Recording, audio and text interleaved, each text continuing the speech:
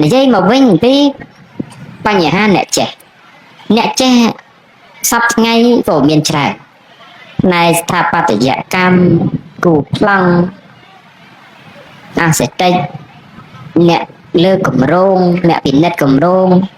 អង្គសញ្ញាអ្នកត្រួតត្រាកសាងគម្រោងអីហ្នឹងគឺថាសម្បូរអញ្ចឹងហើយយើងគប្បីតែមុននឹងធ្វើសំណង់អីផ្សេងក្រោយនេះគឺតែគប្បីសិក្សាឲ្យច្បាស់លាស់ដើម្បីយើងធ្វើឲ្យជៀសវាងថាអញប៉ុន្តែធ្វើមិនទេឲ្យបាត់ទៅហើយណា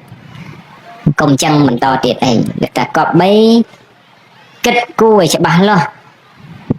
អាស្អាតហើយនឹងមិនស្អាតខុសគ្នា